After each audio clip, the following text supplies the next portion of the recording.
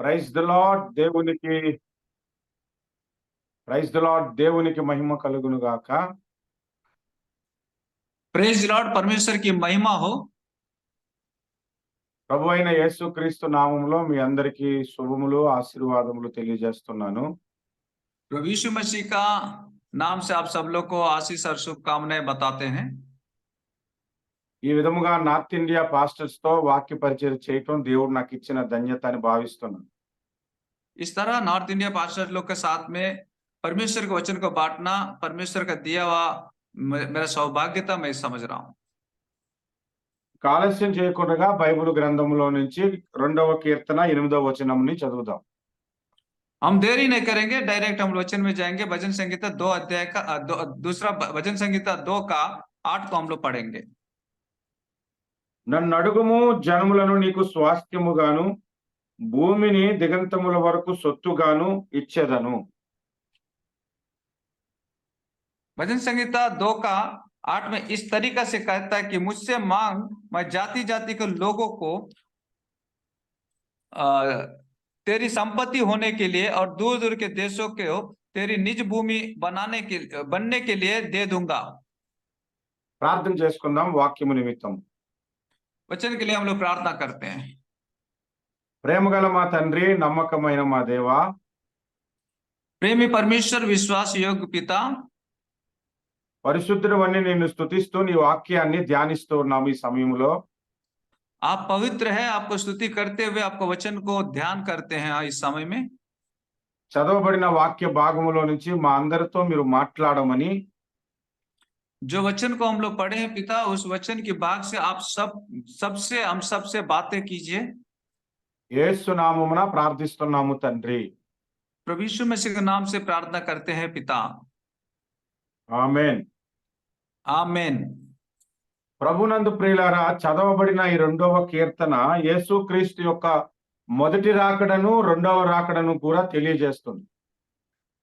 प्रभु का प्रिय परमेश्वर की प्रिय संतानों, इस वचन को जो हम लोग पढ़े हैं इसमें परमेश्वर की आगमन के बारे में, पहला आगमन और दूसरा आगमन के विषय में बताते हैं। చాలా విచిత్రం కదా, యేసు ప్రభు మొదటి రాకడను 2వ రాకడను కూడా ఈ అధ్యాయంలో మనకి దేవుడు చూపించటం. बहुत ही विचित्र बात है ना, इस अध्ययन में परमेश्वर का प्रभु यीशु मसीह का पहला आगमन और दूसरा आगमन के बारे में क्लियर कर रहे हैं। చాలా మంది గమనించుండరు ఇందులో 2 రాకడలను కూర్చిన సందర్భం ఉన్నదని. बहुत सारे लोग नहीं जानते होंगे, शायद ध्यान नहीं किए होंगे कि ये दोनों आगमनों के बारे में लिखा है। మొదటి రాకడకు సంబంధించిన వచన భాగాన్ని ఇప్పుడు మనం అందులో నుంచి చదువుదాము. पहला आगमन के बारे में हम वचन के द्वारा हम लोग उसको देखेंगे। మొదటి 3 వచనాలు, 2వ కీర్తన మొదటి 3 వచనాలు. भजन संहिता 2 का 1 से लेकर 3 तक हम लोग देखेंगे। అన్యజనులు ఎలా గల్లత్తు చేయుచున్నారు, జనములు ఎలా వ్యర్థమైన దానిని తలంచుచున్నవి. మనము వారి కట్లు తెంపుదము రండి, వారి పాశములను మన యొద్ద నుండి పారవేయుదము రండి అని చెప్పుకొనుచు భూరాజులు యెహోవాను ఆయన అభిషక్తుని విరోధముగా నిలవబడుచున్నారు. ఏలికలు ఏకీభవించి ఆలోచన చేయుచున్నారు. जाति जाति के लोग क्यों हुल्लड़ मचाते हैं और देश देश के लोग व्यर्थ बातें क्यों सोच रहे हैं। यहोवा और उसके अभिषिक्त के विरुद्ध पृथ्वी के राजा मिलकर और हाकिम आपस में सम्मति करके कहते हैं, आओ हम उनके बंधन तोड़ डालें और उनकी रस्सियों को अपने ऊपर से उतार फेंके। ఇదే వచనాలు మరలా మనకు అపోస్తుల కార్యాలు 4వ అధ్యాయం 25, 26 వచనాల్లో పేతురు భక్తుడు మనకు తెలియజేస్తున్నాడు. ఇది యేసు మొదటి రాకడను గూర్చిన సందర్భం అని. सो यही वचनों को हम लोग जब देखते हैं कि प्रेरितों का काम में 4 अध्याय में जब देखते हैं कि पतरस हम लोग को यही वचनों के द्वारा हमको दिखाते हैं और बताते हैं कि प्रभु यीशु मसीह का पहला आगमन के बारे में। ఆ వచనాల మీద కూడా ఒకసారి దృష్టి పెడదాము. చూడండి, 25, 26 వచనాలు నేను చదువుతున్నాను.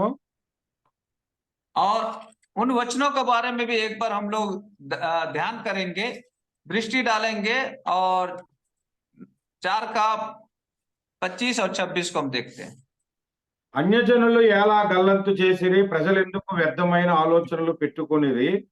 ప్రభు మీదను ఆయన క్రీస్తు మీదను భూరాజులు లేచిరి, అధికారులను ఏకముగా కూడుకునిరి అని నీవు పరిశుద్ధాత్మ ద్వారా మా తండ్రియు నీ సేవకుడనైన దావీదు నోట పలికించితివి. यहाँ पर कहता है कि तूने पवित्र आत्मा के द्वारा अपने सेवक हमारे पिता दाऊद के मुख से कहा, अन्य जातियों ने हुल्लड़ क्यों मचाया और देश देश के लोगों ने क्यों व्यर्थ बातें सोची हैं। प्रभु और उसके मसीह के विरोध में पृथ्वी के राजा खड़े हुए हैं और हाकिम एक साथ इकट्ठे हो गए हैं। 2వ అధ్యాయంలో మొదటి 3 వచనాలు, అపోస్తుల కార్యాలు 4, 25, 26 వచనాలు యాజ్ ఇట్ ఈజ్ గా యేసు మొదటి రాకడను కూర్చొని మనకు చెప్పకనే చెబుతున్నాయి. सो यहाँ पर भजन संहिता 2 में 1, 2, 3 वचनों को लेकर और साथ में प्रेरितों का काम 4 का 25 और 26 को, ये दोनों विषयों को, एक ही चीजों को, यानी एक ही वचनों को हमें दिखाता है कि ये प्रभु यीशु मसीह का पहला आगमन के बारे में। కీర్తన 3వ వచనం, 2వ అధ్యాయం 3వ వచనంలో అభిషక్తుడని రాయబడి ఉంది. అపోస్తుల కార్యాలు 4వ అధ్యాయము 26లో క్రీస్తు అని రాయబడి ఉంది. క్రీస్తు అను పేరుకు అభిషక్తుడని మనకు తెలుసు కదా. हाँ, यहाँ पर भजन संहिता 2 का 2 में कहता है कि वो अभिषिक्त कहकर लिखता है और प्रेरितों में लिखता है प्रभु और उसके मसीह के विरोध में, ऐसा कहता है। मतलब मसीह का मतलब अभिषिक्त किया हुआ। నిజముగానే అన్యజనులు యేసుకి వ్యతిరేకముగా లేచారు ఆ రోజుల్లో. सच में उन दिनों में भी अन्य जातियां प्रभु यीशु मसीह के विरोध में खड़े हुए। ఇది యేసు మొదటి రాకడ సందర్భంలో రాయబడిన సందర్భం ఇది. ये प्रभु यीशु मसीह का पहला आगमन के बारे में लिखा गया। యేసు ప్రభు 2వ రాకడకు సంబంధించిన వచన భాగము ఆ 2వ కీర్తనలోంచి చదువుతున్నాను, దయచేసి గమనించండి. प्रभु यीशु मसीह का बारे में उस दूसरा भजन संगीत से दूसरा वचनों में मैं पढ़ता हूं, एक बार देखिएगा। 9వ వచనమును చదువుదాము. 9వ వచనము, 2:9। కీర్తన 2:9. हम भजन संगीता 2 का 9 को भी एक बार देखते हैं। ఇనప దండములతో నీవు వారిని నలుగుగొట్టుదవు, కొండను పగలగొట్టినట్లు వారిని ముక్కలు చెక్కలుగా పగలగొట్టెదవు. तूने उन्हें लोहा के दंडे से टुकड़े टुकड़े करेगा, तू कुम्हार के बर्तन के समान उन्हें चकनाचूर कर डालेगा। ఇదే వచనము మనకు ప్రకటన గ్రంథం 12వ అధ్యాయంలో కనబడుతుంది. यही वचन को जब हम प्रकाशित वाक्य के 12वां अध्याय में हम देखते हैं, 12వ అధ్యాయము ప్రకటన గ్రంథము 5వ వచనంలో, प्रकाशित वाक्य 12 अध्याय का 5वां वचन में जब देखते हैं, సమస్త జనములను ఇనప దండములతో ఏలనై ఉన్న ఒక మగ శిశువును ఆమె కనగా, वह बेटा जनी जो लोहे का दंड लिए हुए सब जातियों पर राज्य करने पर था। और ఇక్కడ గమనించండి, ఇనప దండములతో అనే మాట ఎక్కడా కనబడుతుంది, 2వ కీర్తనలో కూడా కనబడుతుంది. अब हम लोग यहाँ पर ध्यान से देखेंगे तो प्रकाशित 12 का 5 में भी लोहा का दंड दिखाई देता है और भजन संहिता 2 में भी 2 का 9 में भी ये दंड दिखाई देता है, ये लोहा का दंड दिखाई देता है। అంటే ఈ కీర్తనలో యేసు మొదటి రాకడ 2వ రాకడను గుర్చిన సందర్భము మనకు కనబడుతుంది అన్నమాట. इसका मायने क्या है कि यहाँ पर भजन संहिता 2 में परमेश्वर प्रभु यीशु मसीह का पहला आगमन और दूसरा आगमन पूरा रीति से क्लियर दिखाई देता है। ఈ కీర్తనలో నేర్చుకోవలసినవి ఇంకా చాలా లోతైన విషయాలు ఎన్నో ఉన్నాయి. इस भजन में बहुत सारा गहराई से सीखने के लिए बहुत सारे बातें बहुत सारे हैं। కానీ మన మూల వచనం 8వ వచనం ఉంది కదా, నన్ను అడుగుము జనములను నీకు స్వాస్థ్యముగా ఇచ్చేదనని, ఆ మాట మీద మనం దృష్టి పెడదాం. लेकिन हमारा वचन का शुरुआत जिस वचन से किया, भजन संगीत 2 का 8 को, उस वचन में जो मुझसे मांग और जाति जाति के लोगों को तेरी सम्मति होने के लिए दे दूंगा, तो ये चीज पर हम लोग थोड़ा अध्ययन करेंगे। ఒక రోజు నేను దేవుని సన్నిధిలో ప్రార్థన చేస్తున్నప్పుడు ఒక వచనాన్ని నేను చదువుతూ ఉన్నాను. एक दिन मैं परमेश्वर की उपस्थिति में प्रार्थना करते समय एक वचन को पढ़ रहे थे। ఆ వచనం ఏమిటంటే యేసు ప్రభు ప్రతిరోజు రాత్రి ఒలీవల కొండకెళ్ళి ప్రార్థన చేసేవాడంట. वो वचन क्या है कि प्रभु यीशु मसीह हर एक रात को जैतून पहाड़ में जाकर वो प्रार्थना कर रहे थे।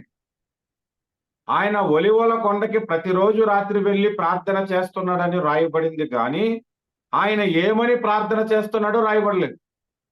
वहां पर ये लिखा गया कि जैतून पहाड़ में जाकर वो प्रार्थना करते थे, ऐसा लिखा गया, लेकिन क्या प्रार्थना करते हैं ये वहां पर नहीं लिखा। నేను అదే విషయాన్ని ప్రభువుని అడిగాను.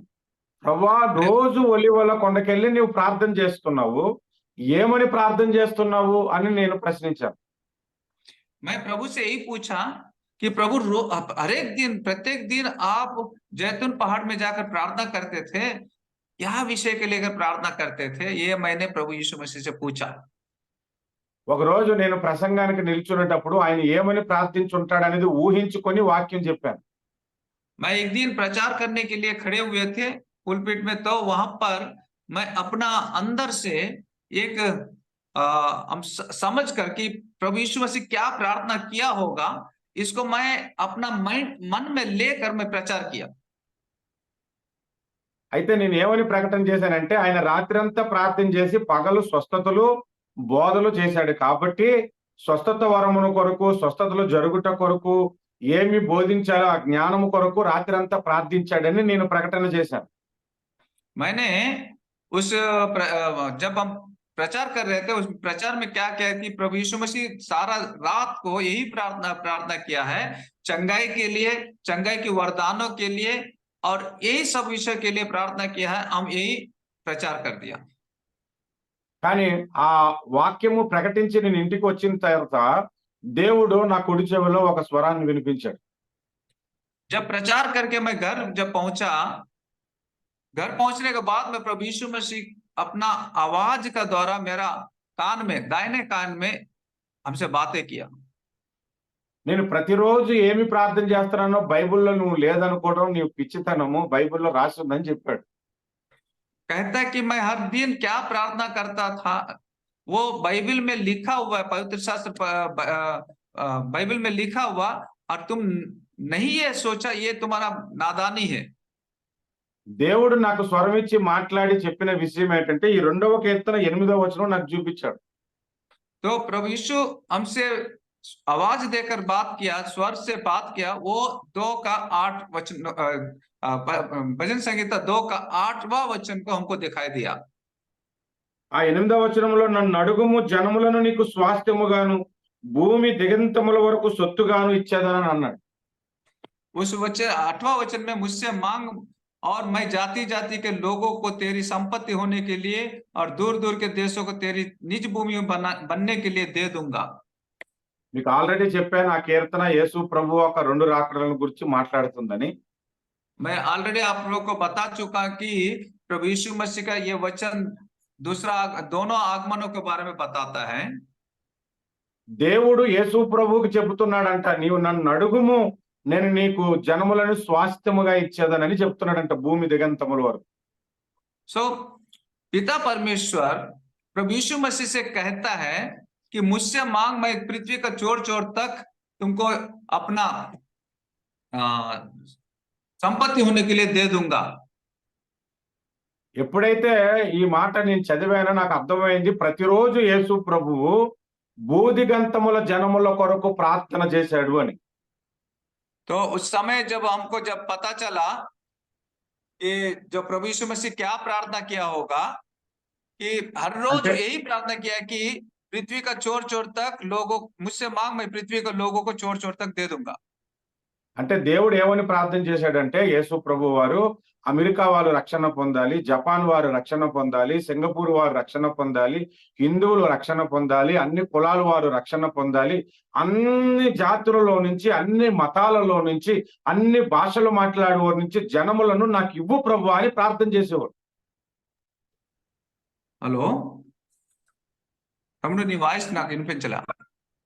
ఓకే, ప్రతిరోజు యేసుక్రీస్తు ప్రభు వారు అన్ని జాతులలో నుంచి, అన్ని మతాలలో నుంచి, అన్ని కులాలలో నుంచి, తెల్లవారిలో నుంచి, నల్లవారిలో నుంచి, అన్ని అన్ని జాతుల్లో నుంచి రక్షణ పొందేవారు నాకు సొత్తుగా కావాలని ప్రార్థన చేసేవాడు. हर रोज हर देश का लोग, इंडिया का लोग, चाइना का लोग, अमेरिका, सब लोग भी उद्धार पाना है, यही चीज के लेकर परमेश्वर ने प्रार्थना कर रहे थे। యేసు ప్రభు చేసిన ఆ ప్రార్థనలకు ప్రతిఫలమే ఈనాడు భూమి దిగంతముల వరకు సువార్త విస్తరించబడి అన్ని జాతులలో నుంచి, అన్ని మతాలలో నుంచి, అన్ని భాషలలో నుంచి రక్షణ పొందుతున్నారు. प्रभु यीशु मसीह का किया गया उसी प्रार्थना का द्वारा हर जातियों में से, हर कुल में से, हर भाषा में से, हर देश में से लोग उद्धार पा रहे हैं। ఇప్పుడు నా మెసేజ్ ఏమిటి అని అంటే, ఇప్పుడు నా అసలు పాయింట్ ఇప్పుడు నా మెసేజ్ లో మీకు చెబుతున్నాను, శ్రద్ధగా వినండి. कृपया अभी मेरा वास्तव में जो मैसेज है, जो परमेश्वर की संदेश है, मैं अभी बताने जाता हूं, ध्यान से सुनने की कोशिश करें। తండ్రి అయిన దేవుడు కుమారుడితో మాట్లాడుతున్నాడు, నన్ను అడుగుము జనములను నీకు స్వాస్థ్యముగా ఇస్తానని. యేసు ప్రభు అడిగాడు, ఈనాడు జనములను సొత్తుగా సంపాదించుకున్నాడు. మనము కూడా దేవుణ్ణి అడగవలసింది ఏంటంటే అన్ని జాతుల వారు రక్షణ పొందాలి అని, అన్ని మతాల వారు రక్షణ పొందాలని ప్రార్థన చేయాలి. सो प्रभु यीशु पिता परमेश्वर पुत्र परमेश्वर को कहता है कि मुझसे मांग, मैं जाति जाति को लोगों को तेरा संपत्ति होने के लिए दूंगा। और प्रभु उसको प्रार्थना के वो पा गया है। अब हम अपना पिता परमेश्वर प्रभु यीशु मसीह से मांगना है कि हर एक जाति के लोगों को उद्धार पाने के लिए हम लोग भी प्रार्थना करना है, और यही प्रार्थना हमको सिखाता है।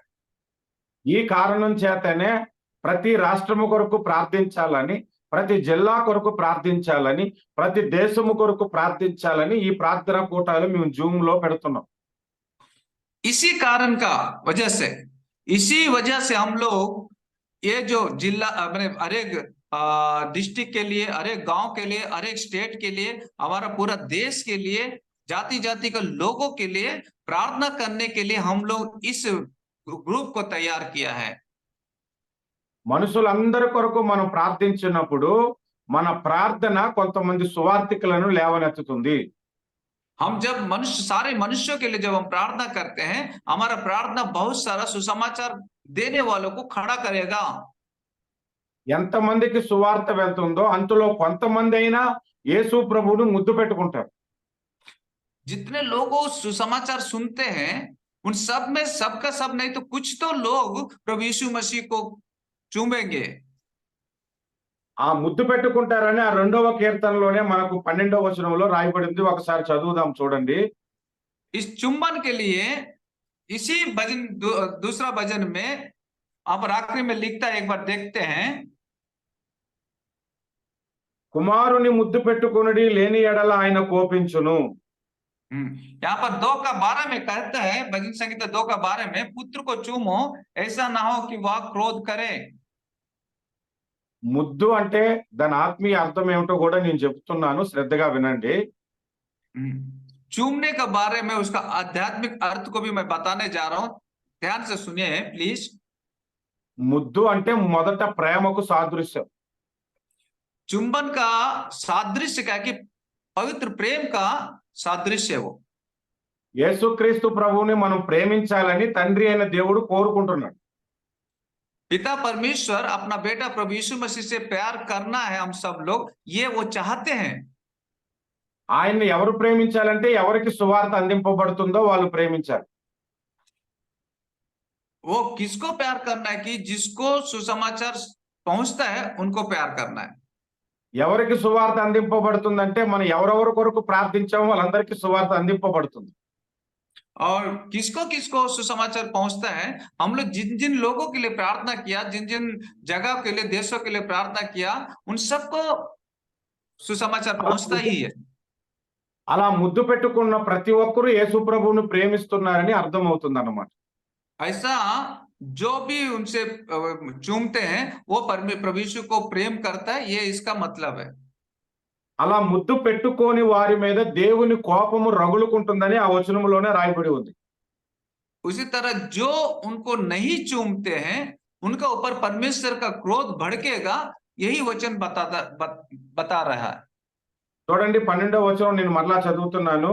ఆయన కోపము త్వరగా రగులుకొనును, కుమారుని ముద్దు పెట్టుకొనుడి, లేని ఎడల ఆయన కోపించును.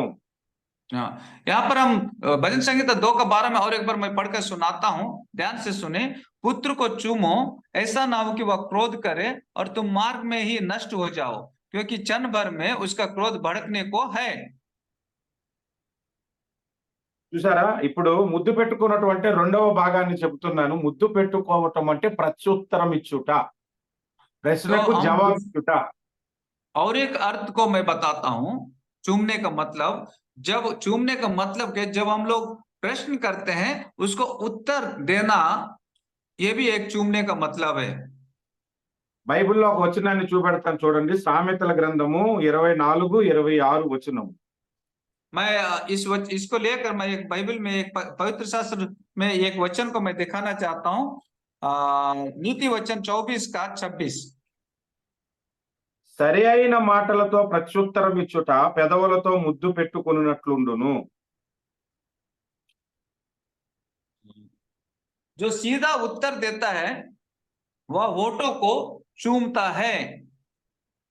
అంటే సరైన మాటలతో ప్రత్యుత్తరం అంటే ప్రశ్న అడిగిన దానికి తిరిగి సమాధానం చెప్పడం. ప్రత్యుత్తరం ఇచ్చుట పెదవులతో ముద్దు పెట్టుకున్నట్లుంటుందని రాయబడి ఉంది. यहाँ पर वचन को जब देखते हैं, जो सीधा उत्तर देता है, मतलब अपना वोटों से जो सीधा उत्तर देता है, उसका मतलब है वह वोटों को चूमता है।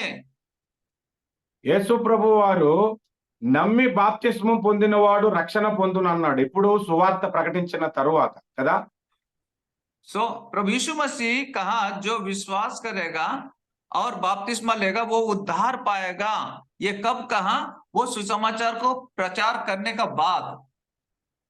అంటే సువార్త అందింపబడి బాప్తిస్మం పొందమని చెప్పిన తర్వాత ఎవరైనా అది నమ్మి బాప్తిస్మం పొందితే వాళ్ళు ప్రత్యుత్తరం ఇచ్చినట్లు అర్థం.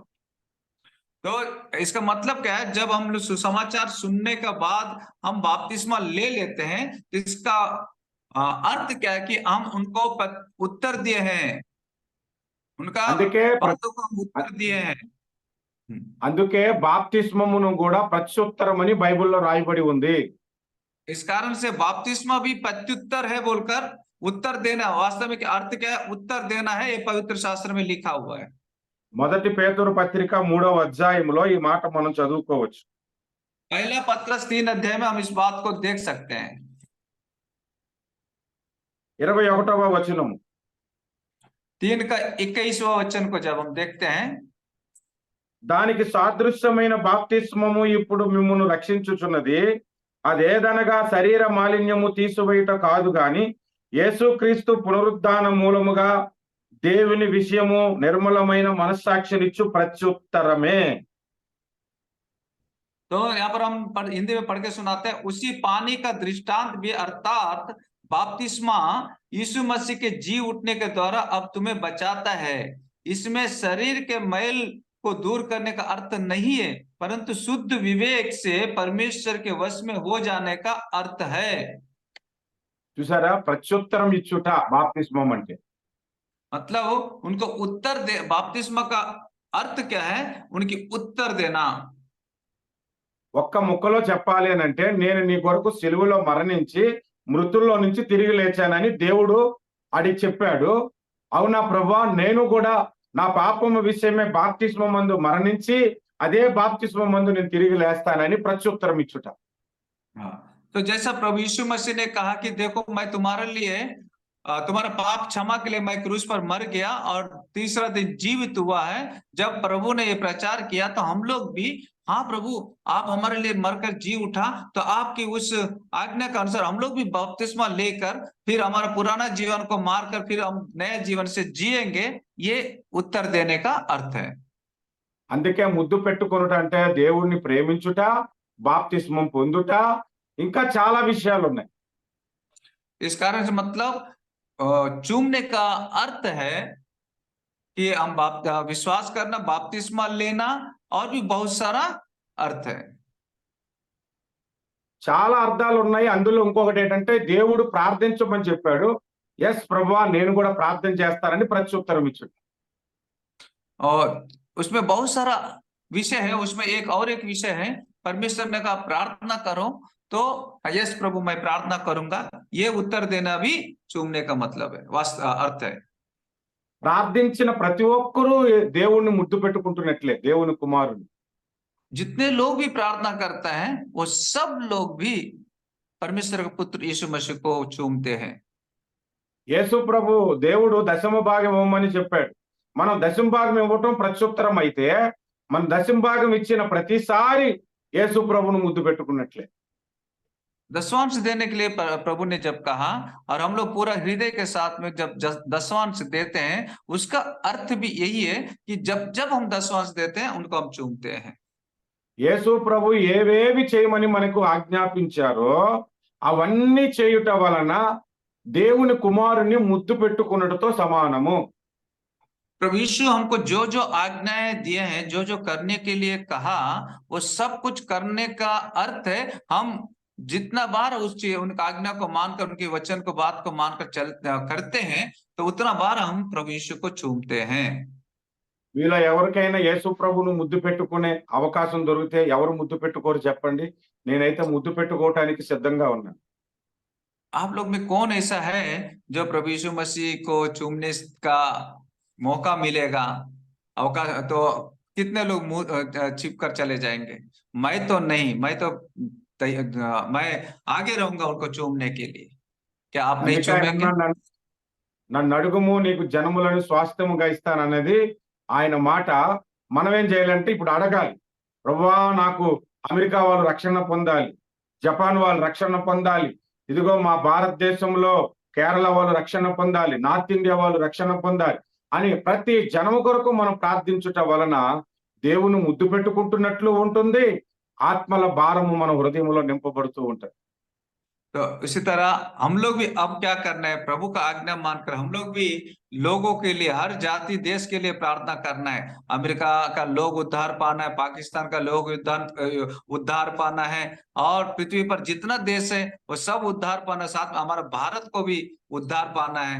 इसलिए हम भारत के लोगों को मांगते हैं, अमेरिका के लोगों को मांगते हैं, हर देश का लोगों को, हर मनुष्य के लिए हम लोग प्रार्थना करना है। అందుకే ప్రతి ఒక్కరూ జూమ్ లో జాయిన్ అవ్వండి. మన దేశము కొరకు ప్రార్థిద్దాము, దేశాల కొరకు ప్రార్థిద్దాము, ఖండాల కొరకు ప్రార్థిద్దాం. ప్రతి వ్యక్తి కొరకు మనము పెదవులు విప్పి ప్రభువుకి ప్రార్థన చేద్దాం. इस कारण से मेरा प्रिय परमेश्वर के दासों, आप सब लोग से यही विनती करता हूं, आइए हम लोग मिलकर सब देशों के लिए प्रार्थना करते हैं, और सब खंडों के लिए प्रार्थना करते हैं, हमारा देश के लोगों के लिए प्रार्थना करते हैं, हमारा देश में एक बदलाव के लिए प्रार्थना करते हैं, हमारा देश की सुसमाचार फैलने के लिए हम लोग प्रार्थना करते हैं। हम देश का हर गांव और स्टेट के लिए, हर जिले के लिए, हर गांव के लिए, और पूरा देश के लिए हम लोग प्रार्थना करेंगे। దేశము కొరకు ఎందుకు ప్రార్థించాలో మీకు నేర్పించుట కొరకే ఈ టాపిక్ నేను ఎన్నుకున్నాను, కానీ ఈ సబ్జెక్ట్ ఇంకా లోతుగా చెప్పుకోవలసిన విషయం ఉన్నది. परमेश्वर प्रिय संतानों, इस सब्जेक्ट को और भी गहराई से हम लेकर बता सकता है प्रभु का आत्मा से, लेकिन इस वक्त में हम लोग देश के लिए प्रार्थना करने के लिए एकत्रित हुए हैं। क्यों देश के लिए प्रार्थना करना है, ये इस विषय को बताने के लिए मैं आपको बीच में आया हूं।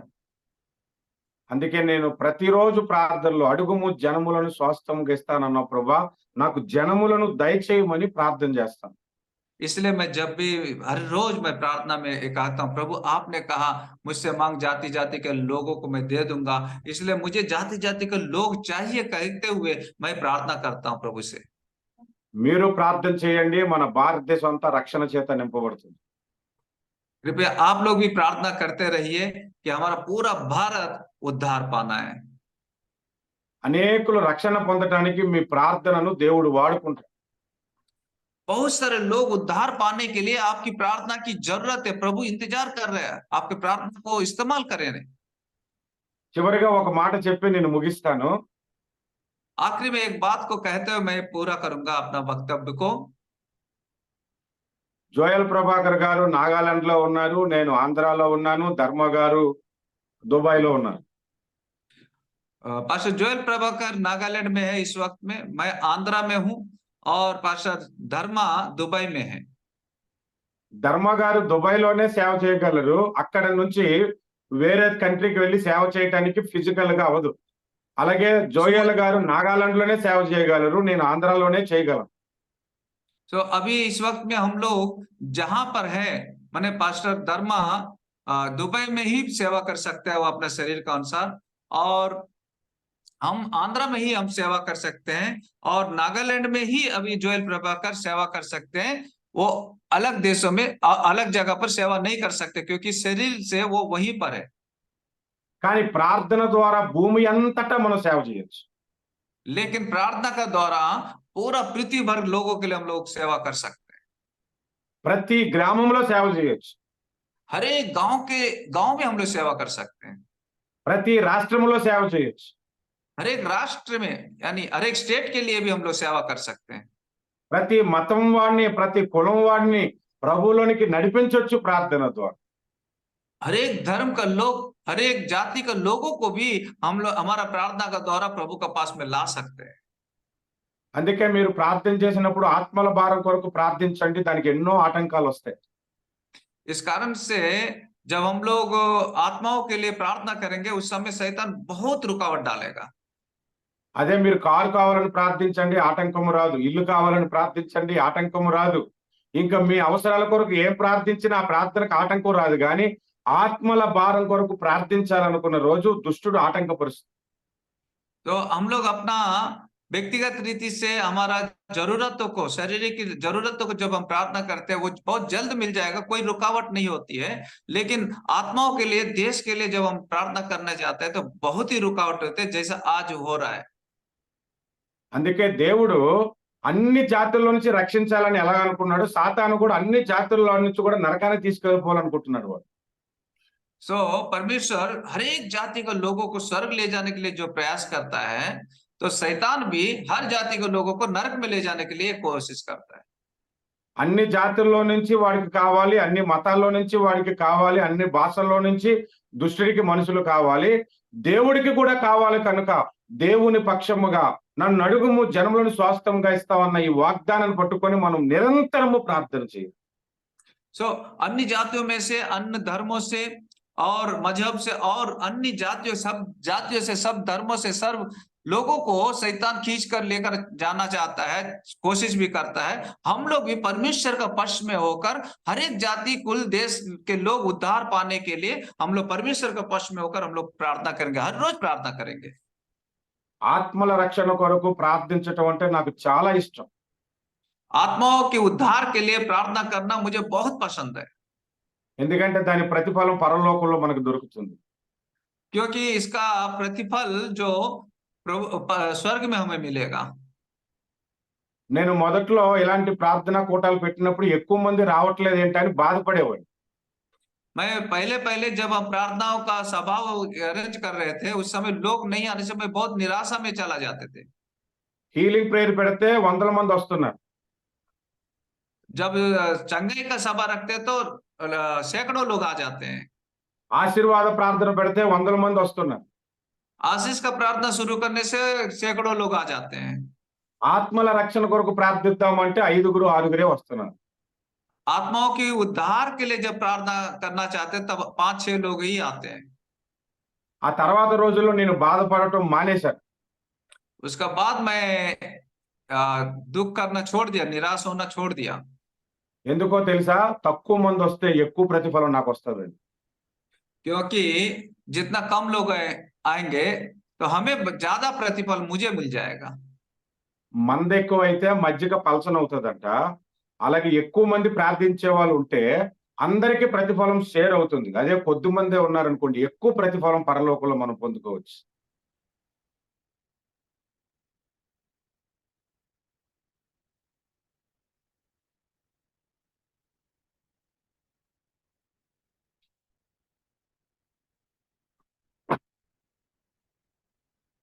प्रतिफल हमें मिलेगा। చెప్పారా నా వర్డ్? మళ్ళీ చెప్పండి. హ్యాంగ్ అయింది. చెప్పేసాను, రికార్డ్ అయిపోయింది కదా. రికార్డ్ అవ్వలేదు, చెప్పండి, మళ్ళీ చెప్పండి. सो तेलुगु में एक कहावत है, ज्यादा लोग हो जाते हैं तो दही भी पतला करके बांटा जाता है।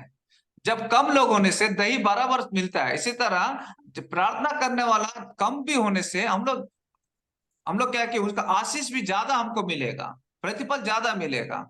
मैं चाहता हूं कि आप लोग को भी मिले। आप सब लोग आइए। ओके।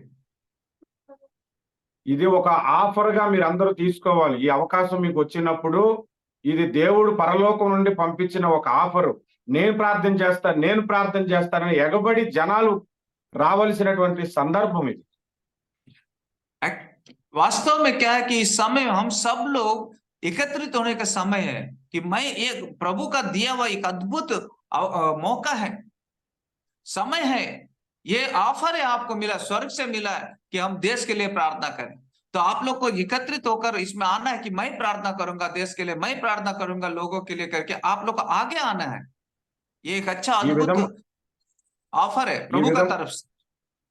ఈ విధముగా మీరు ప్రార్థనలో పాల్గొవాలని దేవుని పేరిట మేము ప్రేరేపించబడి ఈ జూమ్ కార్యక్రమాన్ని ప్రారంభించాం. इस तरह आप सब लोग भी इस प्रार्थना ग्रुप में ज्वाइन होकर प्रार्थना करना है करके हम लोग भरोसा किया, आशा किया और आप सब लोग को स्वागत किया इस जूम में। नॉर्थ इंडिया రండి प्रेयर ప్రార్థన वॉरियर्स చేసుకుందాం. में आपको ज्वाइन किया कि ताकि आप लोग भी आकर हमारे साथ में प्रार्थना करें और आशीष पाए। రండి ప్రార్థన చేసుకుందాము, దేవుణ్ణి మొరపెడతాము. ఆత్మల సంపాదన కొరకు, రక్షణ కొరకు, ప్రతి జాతి వాడు, ప్రతి కులం వాడు రక్షణ పొందాలని అనుదినము ప్రార్థన చేద్దాము. దీని ద్వారా పరలోకంలో గొప్ప మహిమ మనకు కలుగుతుంది. आइए हम लोग प्रार्थना करेंगे हमारा देश के लिए, हमारा जाति का लोगों के लिए, हमारे देश का परिस्थिति बदलने के लिए और जाति जाति का लोगों को उद्धार के लिए हम रोज मांगते हैं, प्रार्थना करते हैं। इस जूम का द्वारा भी हम लोग प्रार्थना करेंगे। आप लोग का स्वागत है। आप आइए हमारे साथ में मिलकर हमारे देश के लिए प्रार्थना करेंगे। ఈ వాక్య భాగము దేవుడు దీవించి ఆశీర్వదించునుగా. इस वचनों से परमेश्वर आप सबको आशीष दे प्रभु यीशु का नाम में। ప్రార్థన చేసుకుందాం. ప్రేమగల మా తండ్రి నీకు స్తోత్రాలయ్యా. आइए हम लोग प्रार्थना करते हैं।